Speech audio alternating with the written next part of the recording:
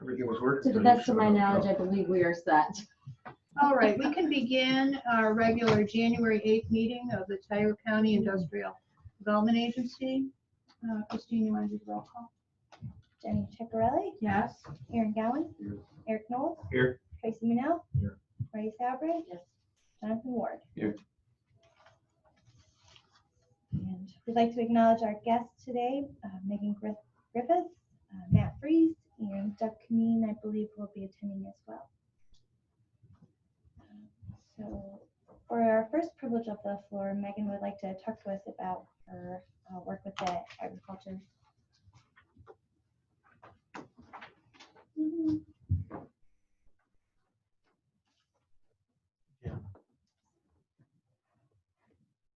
Thank you.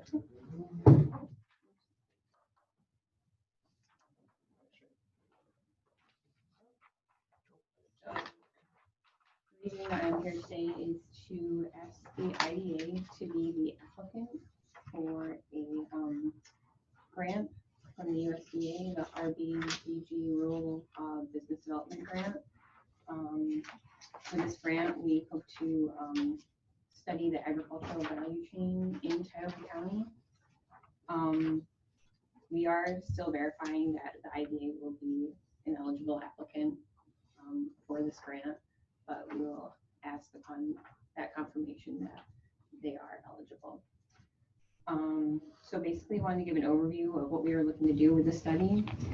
We're looking basically to see where products go in the county that our farmers and producers are producing. We're also kind of want to look at it from a demand side as well. Are local consumers looking to get local products, grocery stores, restaurants, things like that. So I kind of broke it down into 4 steps of what we're looking to do. The first step is just determine what type of agriculture is in the county, kind of getting a basis of what is here. I know there's a lot of like smaller farms popping up, a lot of these niche farms. So basically what they're producing and what's available. The second is how much is actually staying in the county. So where farmers are currently selling their products, are they taking it to the farmers market, or are they taking it, 30 miles to the Bampton farmers market? Whether or not they're satisfied with that, are they looking to do something more local to save time, save money for them, and what barriers they face in doing so. Are they looking to sell to local restaurants, but they have to be certified or things of that nature? So then, like I said, looking at it from more of a demand standpoint, what are local consumers like grocery stores, restaurants, schools, healthcare facilities, are they looking to buy from local producers? Are they doing so already? And if they are, but they don't, like I said, is it something like with the GAP certification? Do they just not know what's available in the county? And also looking at the potential economic impacts of that, will that be beneficial for local producers and local consumers at the same time? And just kind of seeing how that can connect, which is essentially the 4th point, and the ultimate goal of this study would be to facilitate those linkages between the producers and the consumers, whether it's just making connections between producers and consumers, that's something they're not aware of, or if it's promoting these producers more to local consumers, and what agencies like economic development can do to help that along. We did go through and name a list of producers and consumers to interview and survey with this to kind of see where they're at right now. Like I said, we'll look to the USDA for the RBDG grant. We are looking right now to have someone conduct the study. Right now, I've been in contact with Melissa from Community Roots. She's currently working with the REAP board to revamp their strategic plan. And that's kind of how this idea came up. During all that, they identified agriculture as an opportunity where the county can grow and expand. So we kind of want to get a basis of what we have now and how to grow upon what we have.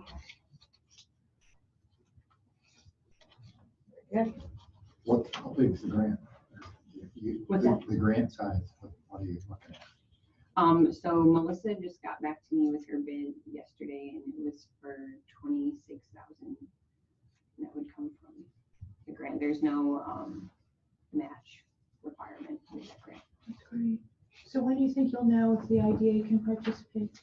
I know Brittany was waiting to hear back from her contact with USDA. She reached out to them before the holidays, but I think they've gotten back to her.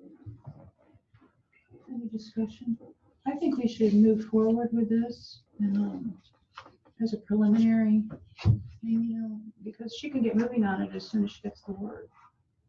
So we need a motion to be the grant Applicant. so to speak. Mhm. So if eligible. Second? All in favor? Aye.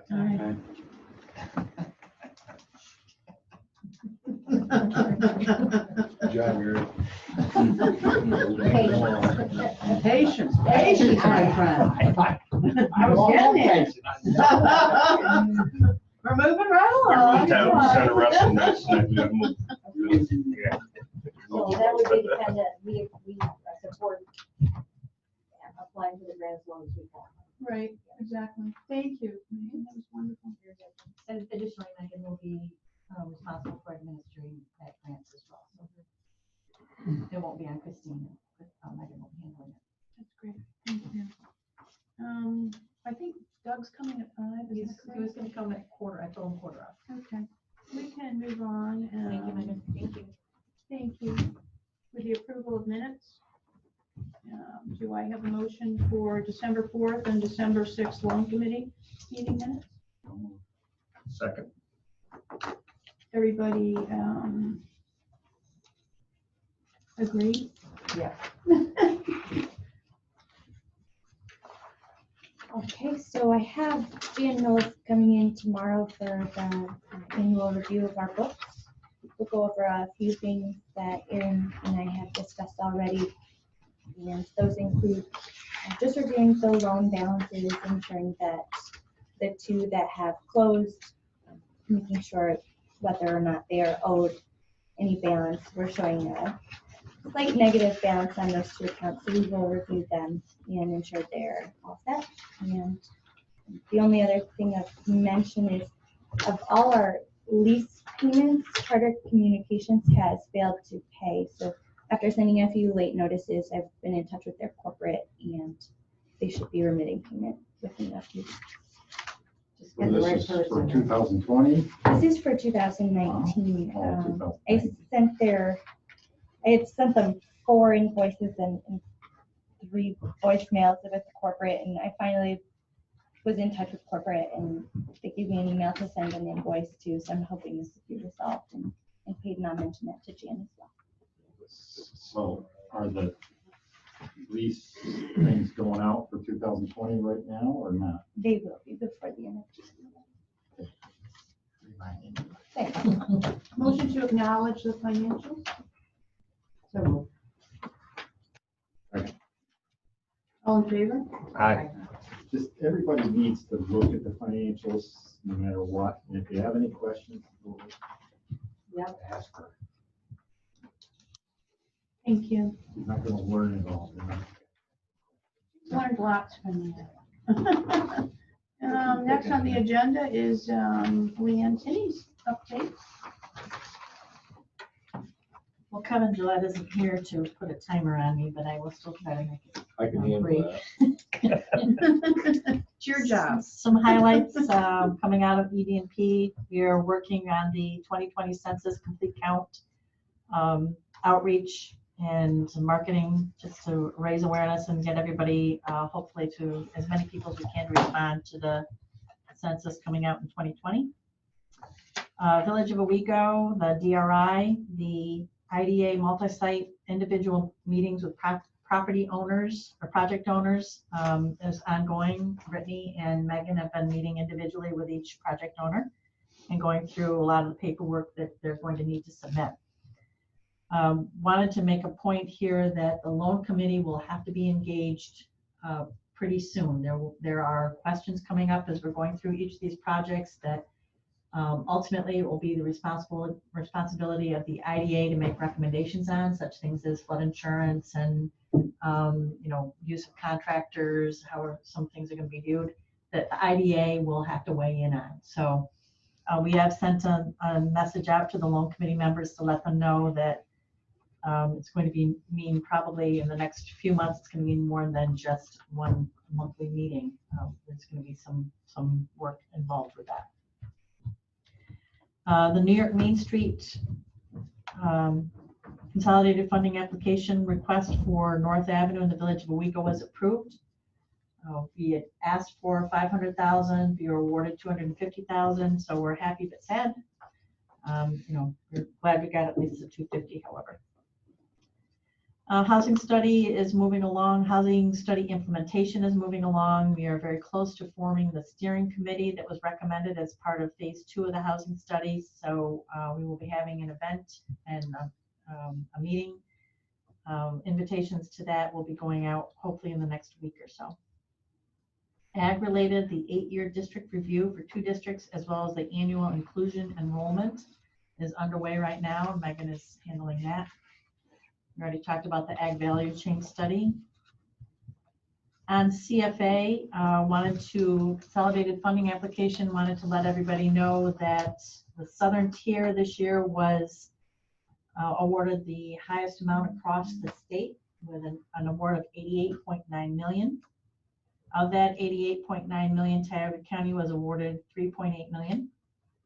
Those projects include the Town of Owego salt barn relocation, Town of Owego water nutrient removal related to their wastewater treatment plant, Village of Owego doing a wastewater treatment plant study, soil and water received money for a culvert study, Waterman Conservation Center for green infrastructure project, Racker Center was awarded funding for their not-for-profit hub. As well, the I already mentioned Village of Owego, New York Main Street, Town of Barton, the Midwestern Pet Foods was awarded $118,000 for improvements to their facility in Waverly, and Racker Center, I already mentioned, received funds as well. So overall, pretty pleased with how that went. We would have liked to have gotten a little bit more, but we did receive the 4th largest amount in the region behind Tompkins, Steuben, and Broome counties. So all in all, we were pretty pleased. Also wanted to give just a brief update on Liberty. If you recall, Liberty purchased the Lounsbury truck stop from Blue Ox. They're wrapping up, completing their renovations there. They did put a Burger King in the site, and they're making improvements and adding to the convenience store located there. And then in the spring, they will be doing improvements, landscape type improvements around the exterior of the building as well. So the Burger King is there and open? It's there. I don't know that it's open yet. The work's been, he told me the work was like almost complete on Burger King. See, that's the thing I said earlier. Yeah, almost complete. 99.9%. Yeah. But we can't open until that other.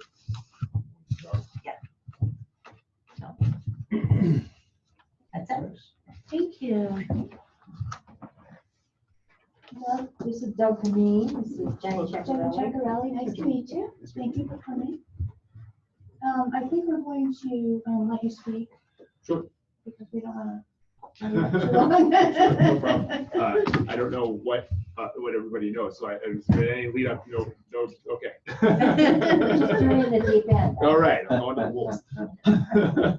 So for those of you who don't know me, I'm Doug Mean. I'm the CIO here at the county.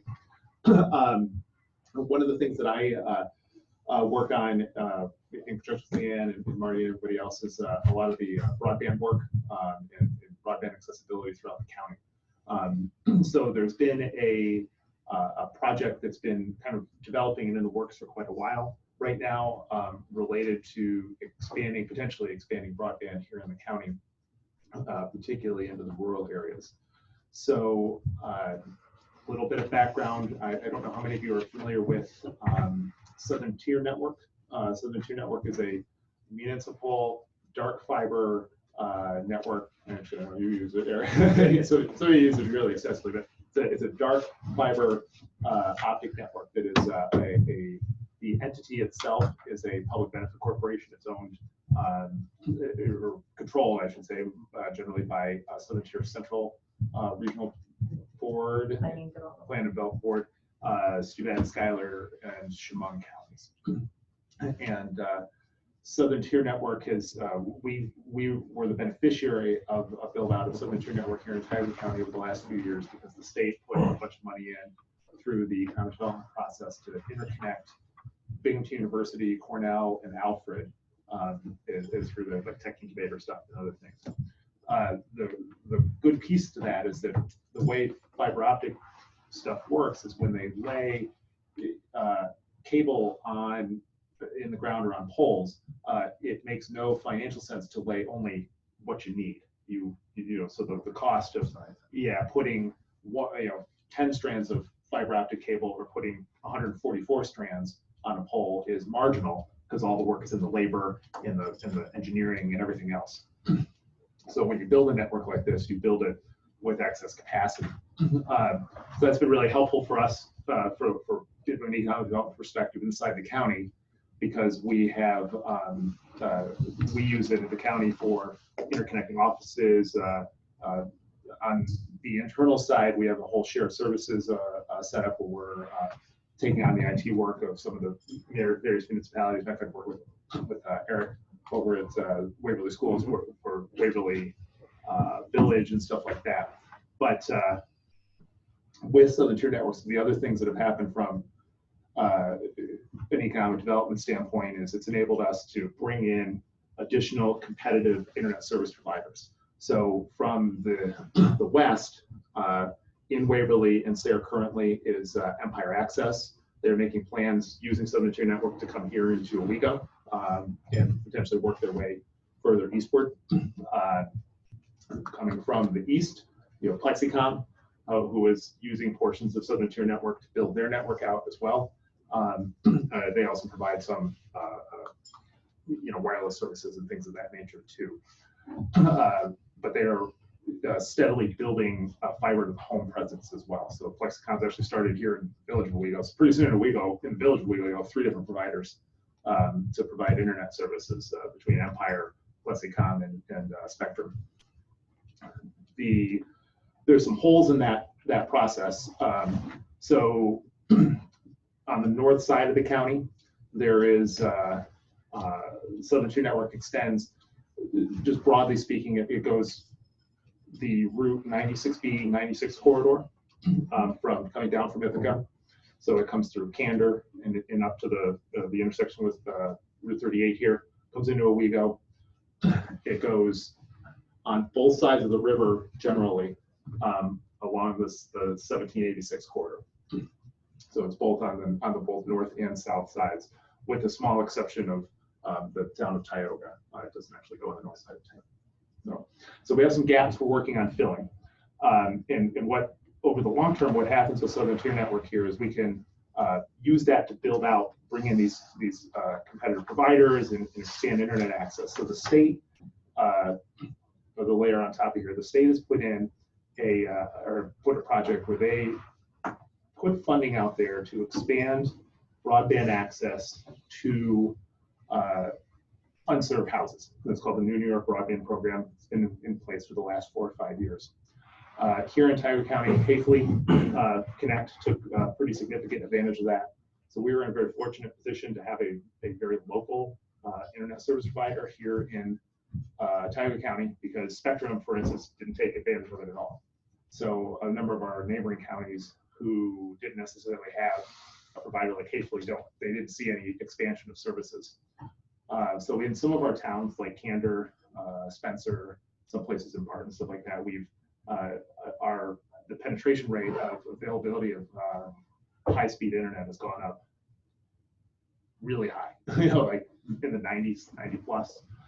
But there still remains other gaps, so particularly on the south side is of Owego, the towns of Barton, and the rural areas, sorry, that surround like Waverly and those places.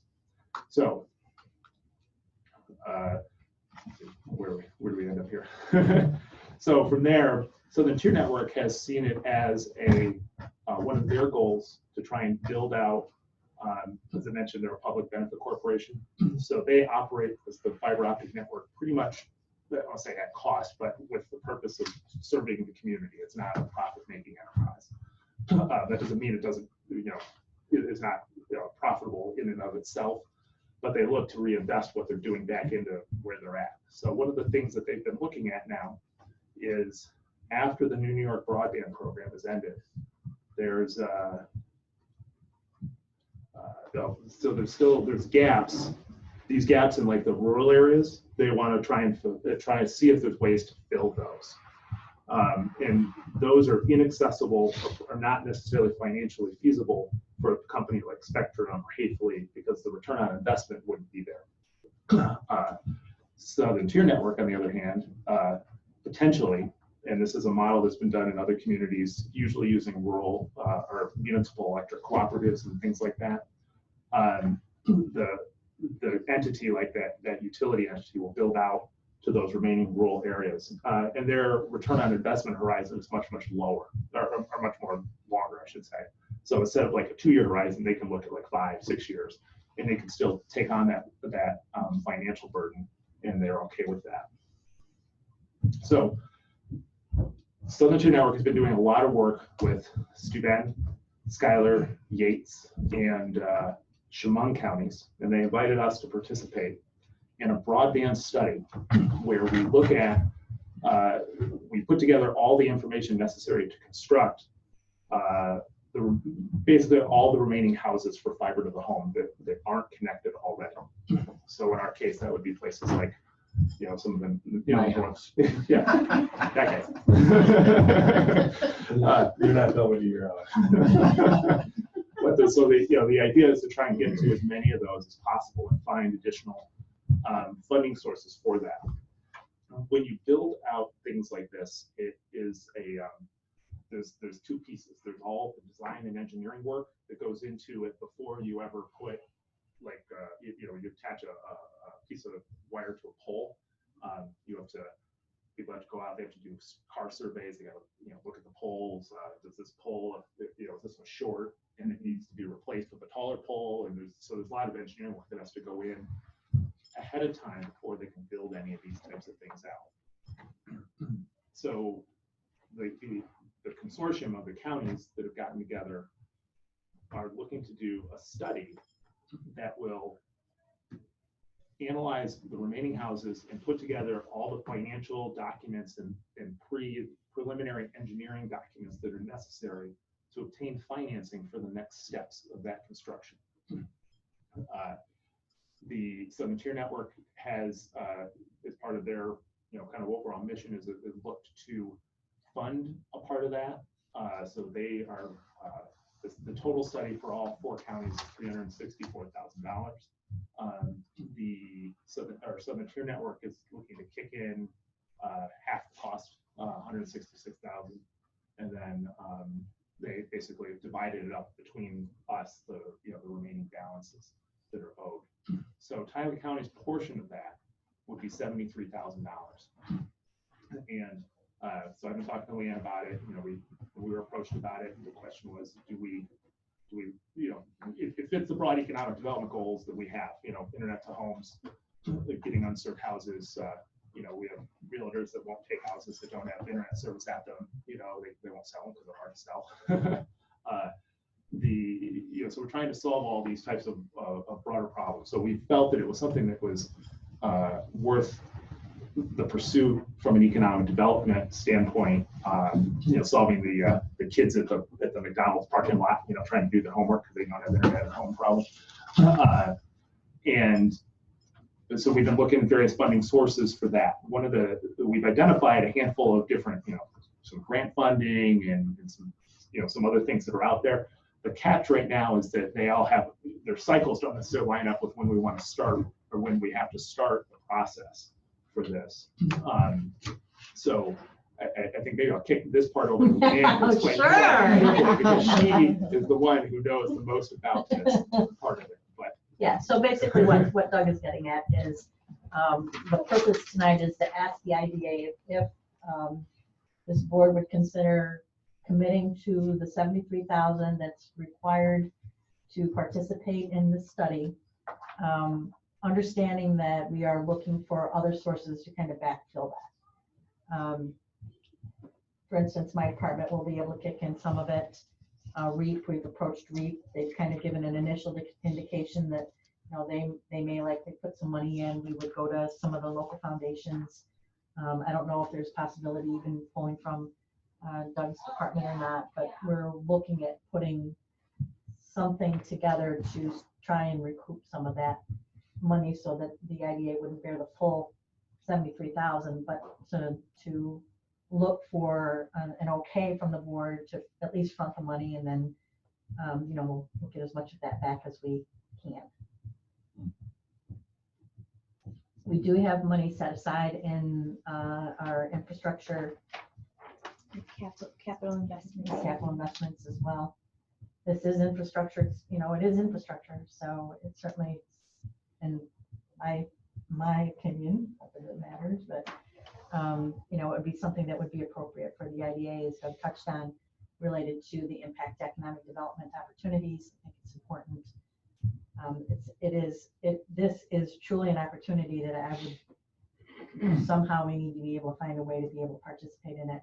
Bearing in mind, we've been the benefactor of so much without we have put zero money into this. Tioga County has put zero into this to this point, and I believe it's time that we kind of stepped up a little bit and you know, participated. So when the Signature Network first started this whole project years ago, it came to the county. County said no. And the most recent build out where Broome County agreed to participate, we benefited by that because they had to come right across Tioga County in order to get to Broome County. Again, we put no money in for that. And that includes Lounsbury properties, and that includes Crown Cork and Seal, and FedEx, through which we benefit. How did the 73,000 share get calculated? so so we go back to our not contributing early on. So they essentially said, like, okay, so the tier network is gonna, I haven't gotten the exact dollar amounts, but that 166,000 they've contributed, you know, gets allocated, some of it to each of them. The other three counties are getting a larger share than we are of the allocation because they are obviously the investors in STN. So STN's discretionary funding. I'm excited we're getting more than zero. So STN is willing to cover a chunk of ours, but probably, I would say probably about 40% of our cost, 30 or 40%. So this study is just basically saying these are the areas that aren't covered, and this is what it costs.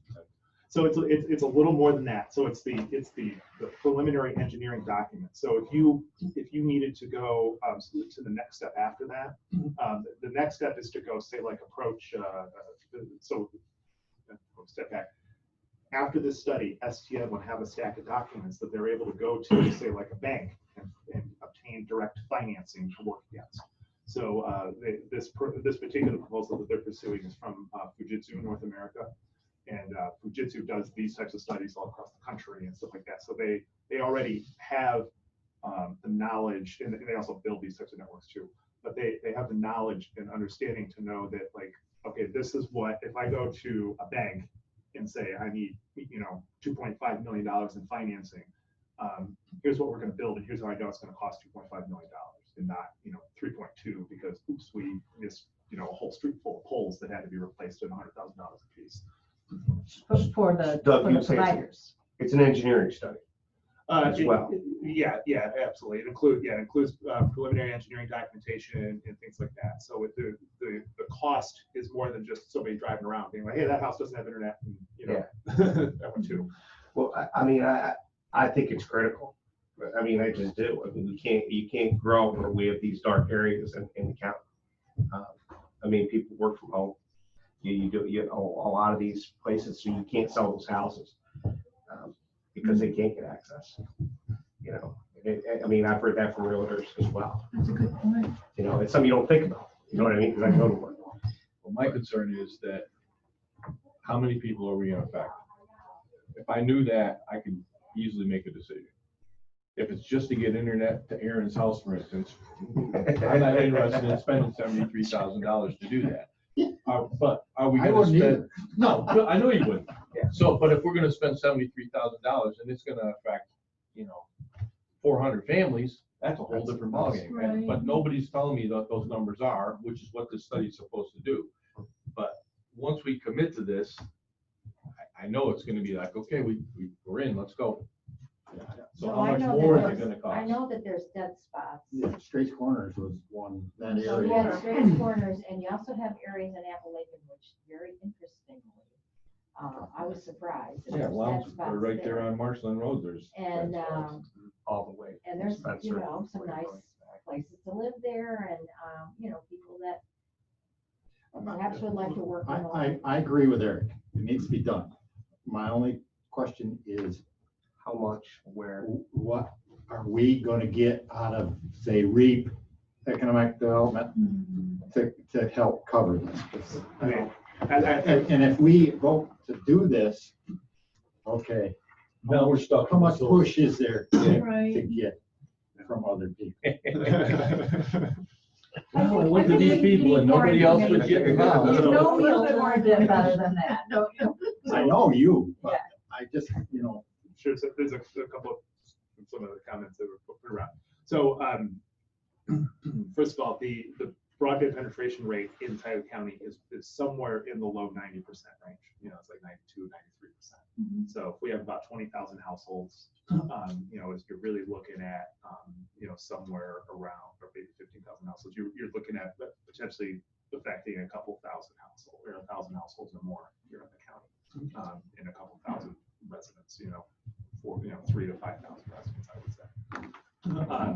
Great. And I don't, that's a very rough estimate. We are fortunate, and as I mentioned before, with Haefely, take like Chemung County, well, Haefely is a little bit of Chemung County, so we did actually build out, but take Steuben. Steuben doesn't have anybody like Haefely. That was a local incumbent cable Right, provider. we got that grant, and was able to That's do right. that. So Spectrum did nothing in those counties. So we did enjoy some of this benefit. The way that the New York program was set up is the New York broadband program that Haefely took advantage of previously was, let's say he went to a street and he said, they analyzed it and they said, okay, this street costs, $250,000 to build up to these, 20 houses, and they don't have, because they don't have service already. He does the math and plugs it into some calculator, and he says, my return on investment is 4 years. And Lee Haefely says, I don't do 4-year builds. I only do 2-year builds. That's pretty standard. Is 2-year return on investment. So when he applies to the New York Broadband Fund, they essentially provide a dollar offset that brings his return on investment down to the 2-year window, and makes it work in that fashion. So the goal of the next step after this is to essentially create a setup to achieve a similar thing with the farther out households, the next step, the ones that are like, say like the New York Broadband, you couldn't bring like anything more than like 4 or 5 years down to 2 years. Now you might be able to bring, a 7, 8, 9 year return on investment down to like a 5-year, and then still have STN be willing to take that return on investment on, because their financial horizon is much longer. The study, so I thought there was one other question, I don't know if I remember right now. I do. Aaron's question, which is always Aaron's question on the money. I feel pretty confident, based on the initial conversations that we've had, that in the end cost to the IDA would be probably around $35,000. Which is reasonable.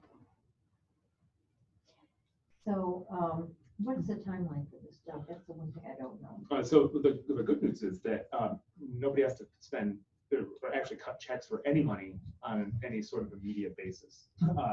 The reason that I'm here is because I need to make sure that there's a backstop for the checks, depending on what ultimately happens. But the way the study is the proposal is set up, they sign off on it. There's actually nothing due up front. There's technically only something due at delivery.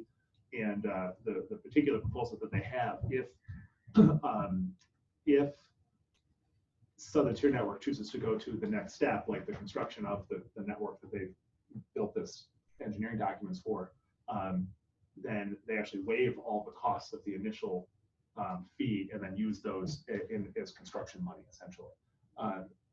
So it gets changed from engineering to actual construction. Yeah, so it wouldn't be that you would have to ultimately cut a check, but the purpose of the check would change and just kind of roll into the next phase if that was so chosen as well. And that's more on STN because they would be the ones leading that charge and carrying it forward. But we walk away, and under any circumstance, we walk away with a functional set of documents that's able to be constructed against, which is far more than we've done before. So I'll point out also, 5 years ago, we did a study that was funded through REAP. USDA grants funded this one. It was a broadband feasibility study here in the county, and it was far less granular evaluation than this one. We looked at the primary corridors. We did some mapping of like house points using like an aerial map and no ground surveys or anything else like that. That study alone cost us $50,000.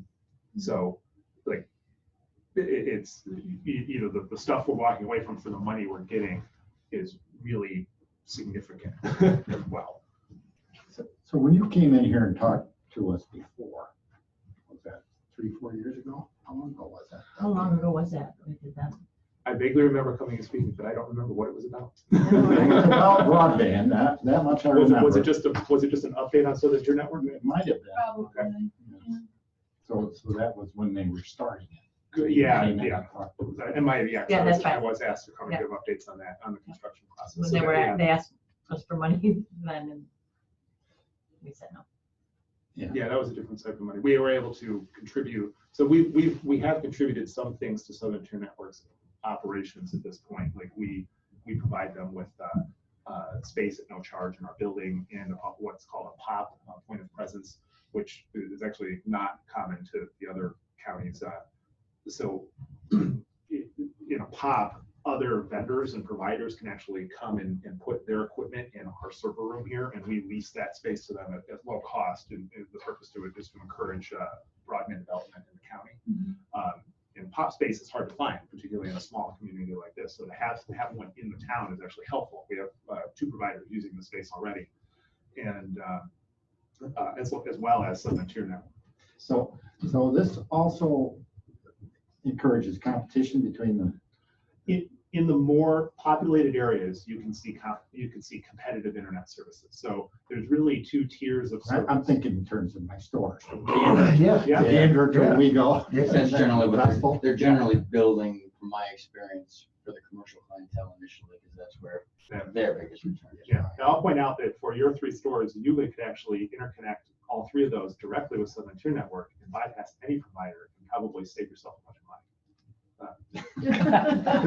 All 3 of your stores happen to be close to where Southern Tier Network's your Kansas store's literally in front of it. The Wego store is a block away, and the Vessel store might be 2 blocks off the parkway. Okay, I'm not making this motion. That's my Is there any more discussion? Make a motion that Aaron supplied with 73,000.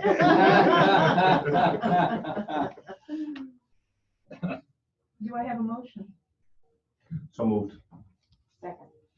Thank you. All in favor? Hi. Opposed? I gotta stay opposed, so everybody hears. Who's opposed? Okay. Nobody. No. I didn't hear anybody. Thank you. Thank you so much. It was nice to meet you. That was great. I promise Very I will interesting. work hard at filling that 73,000. Well, keep us you. posted Man. on Yeah. what's going on. Yeah, our initial thoughts of billing it was to go right to REAP and go, they have a big pool that the USDA could give. The catch was that this study will be started and completed before the announcement deadline for their stuff, and you can't use REAP money to go back. Right. Yeah, so like we had to like kind of start rearranging the chess pieces quickly. Yeah, just keep us posted. Thank you. Thank you. Christine, you're up. Okay, thank you. So project updates, VNS, NICEAG has completed giving them power, and they're working on hooking up to that rather than their generators. The water sewer extension has been completed. We're waiting on our last invoice from Procon. So far, we've paid out approximately $165,000, and once we've made all payments, we'll start submitting to ESD for reimbursement. For BDRI, just want to let everybody know that Brittany Woodburn and Megan Griffiths from EDMP have been meeting with each individual project owner for the HCR DRI projects, and they're working to identify special components of each subrecipient agreement that we will then take to the loan committee for opinions. I'm including this mainly due to our recent New York State Comptroller audit. They've advised that annually I share the IRP loan projects, their number of employees versus the number of employees promised. We've done annual site visits every year going back, but now we just want to make sure that we include it in the agenda and make sure the full board's aware. So there's a few projects in bold that are slightly below their employment numbers promised. Becky's Diners at 5 instead of 7. The Broad Street Barbershops 0.5 below their full-time employees promised, as is Endless Mountain Vet Center. Stilettos is down by 4, and Tioga Gardens down by, I believe that's 2 if my eyes are lying. So it's just so that you're aware. We'll continue to do annual site visits, and I'll report this annually. Overall, they're all doing very well and still contributing to the community, in my personal opinion.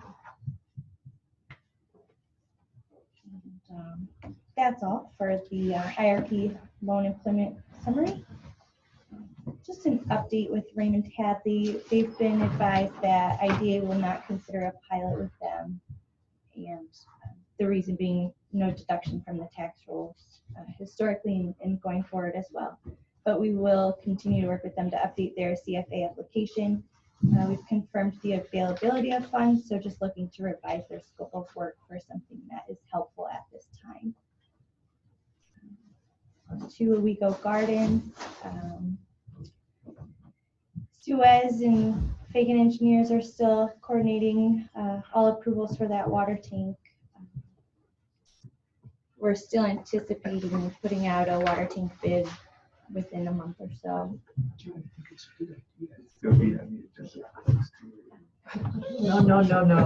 No, we're getting close now. We are getting close. I feel confident. And we've confirmed with Suez that they anticipate owning the tower at the completion of construction. Sure they do.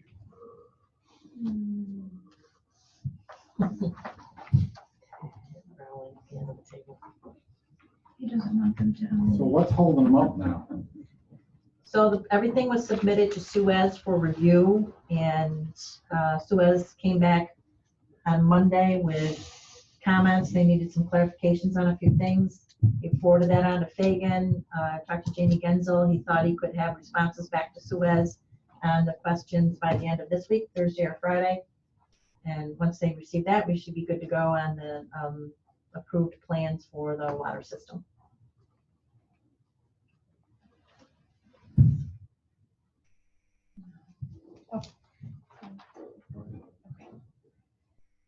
So on to new business. We wanted to talk a little bit about the Liberty.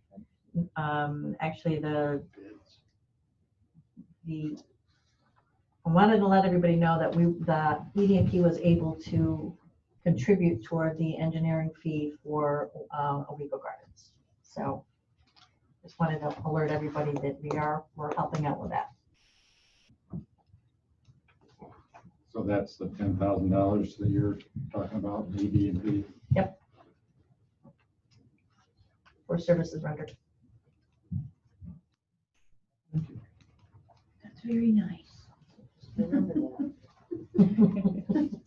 I'm not always asking, She is not always, Remember that. usually, but not always. So that goes off the $75,000. There you go. No, it doesn't. So what? I heard How did you do 35 this? too. Christine, go ahead. Okay. So on to new business. Deanne and I have been in touch with Dan Naylor from Liberty Trucks. When they've completed their renovation there, they're considering a project in the adjacent parcel. And our Lockheed Berry properties are adjacent to theirs. They're considering what they may be able to build on their own parcel and whether or not they would like to try to acquire ours as well. So we have a survey and the wetland delineation for both. We're looking to obtain an archaeological study. Just if we're going to talk about anything about contract amounts, we need to do that in executive. So. Okay. And can we ask what they're thinking of doing, or do you prefer not to talk about that? I would say wait till executive, Okay. because it's confidential. This is- Confidential, thank you. So we have an archaeological study done on the Lockheed section. This bid is just for the Berry property. $2,459 to have that study completed, and seeking a motion to approve going forward with it. Not to exceed. Always cracks me up. Do you think it'll be $2,459? Pretty sure. Probably. Do we have a motion to approve the archaeological survey? What's the acreage on that property? It's only 1.48. I can't read that. I can't either. 1.48. 1.5. Oh,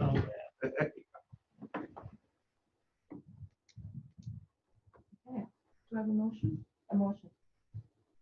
Second? Second. All in favor? Aye. Opposed? Thank you. Now, that property is right next to Minoia, right? Correct. yeah. Yeah. Borders. Minoia. Yep. That's good. What 4 shovels? 25,000.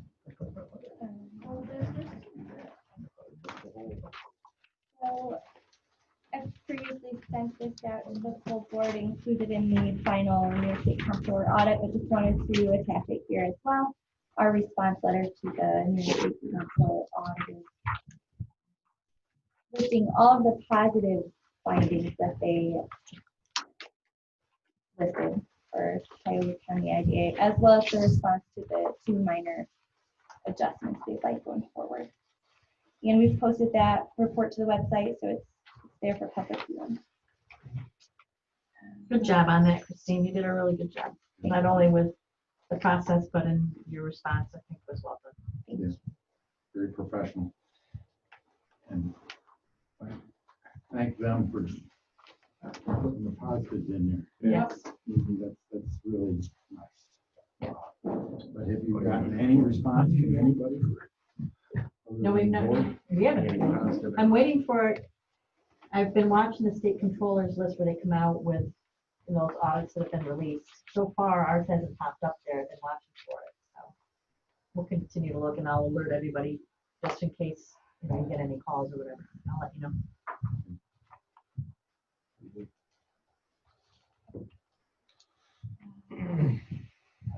I'm seeking a motion as approved in the annual meeting, just to clarify, removing Ralph Kelsey from Community Bank and Chemung Canal Trust and adding Marty Sabri in his place. Do I have a first? So, Second? second. All in favor? Okay. Opposed? Thank you. A quick update about the Team Cuyahoga breakfast budget. This was passed around along with the water tower budget update. ED&P was able to contribute heavily to this and therefore did not require IDA to contribute the 5,000 previously. 15,000 I must do. You're on a roll tonight. So additionally, I wanted to say thank you. I did reach out to 7 potential sponsors. All 7 have agreed to some sort of contribution toward the event. Fagan Engineers, Tag State Bank, Boynton Schweitzer, Schwung Canal Trust, Thomas Collison and Mayor Community Bank, and Larson Design Group all have contributed their sponsors for the event, and that's what's making this possible for us to be able to put it on without asking for money from the IDA. So you will be acknowledging the sponsors at the event. Thanks, Jeff. So how many people are you guys looking? 200. 200? Yes, here is, we just got this. This is the invite that will go out next week. We're working on finalizing the invite list. Right now, we've put everybody on it, and then we'll start to kind of back it off a How little many bit. is everybody? What you come up with?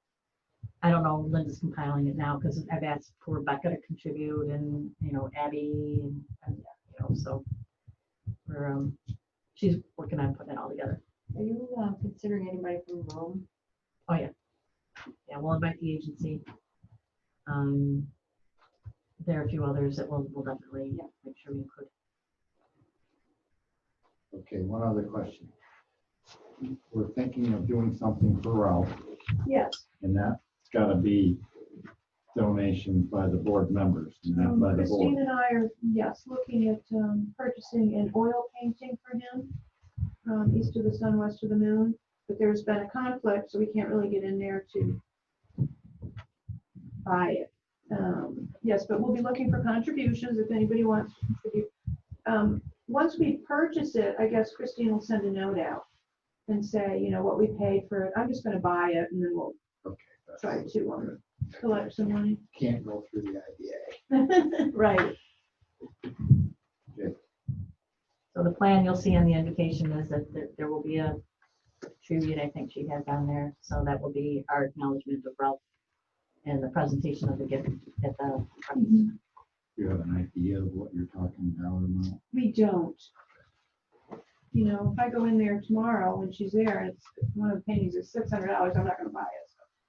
So it's Good plan. Nope, exactly. I've seen that. What do you really think? We did look at some watercolors today, actually. Yeah, I will say be mindful that not everybody's got $100 to shell out for Ralph. Exactly. I think. I will keep that in mind. Yeah, no, that's.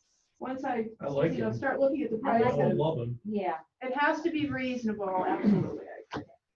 We'll keep it within reason. I hope he doesn't hear that, but yes. I can watch it, that's right. Listening. Jenny, call me. Get an idea. Oh, I definitely will. And it should be soon. I'm just waiting for the window when I can get in there. Joe and I have worked with him a long time.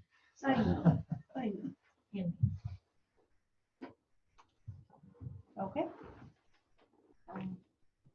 So Mr. Drexel McCutcheon from Hartford, we've spoken about him frequently. He lives next to the old IDA railroad culvert, and he's been experiencing some flooding issues. He hired an excavator and removed the dams from all 3 adjacent parcels to his property, including the IDA culvert. He's requesting reimbursement. However, we've up until this point been unable to obtain his documentation. So I anticipate bringing this to you either by email or next month. Thank you. Can we discuss this in executive session a little bit, Joe? As far as Yeah, what the it's idea is willing. It is a potential litigation situation. Right. I think it would fall. Would like It would be an appropriate discussion. It's a dispute over real property. So Sales tax update, VNS has reported using $455,711.49 out of their allowable limit. They're also requesting an extension until the end of April due to lack of completion. So I'm seeking a motion to extend their Mr. McCarthy. exemption until the end of April, please. Do we have a motion? I'll move. Second. Thank All you. in favor? What was the original exemption amount? $671,200. They're well below. And just so the full board's aware, the 2020 pilot employee surveys have been distributed, so we're monitoring the pilot employment. Do I have a motion to move into executive session? Second. Can't start until Kathy. That's correct. So Christy, are you aware of anything that has to be done? Don't we have to finalize this recording? So when I shut down, so ending lower right corner, I don't see that. I don't see the little, where you pull the lower right corner. No, it's live. It's gotta be live. Recording. Live It's feed. recorded. So And then it's got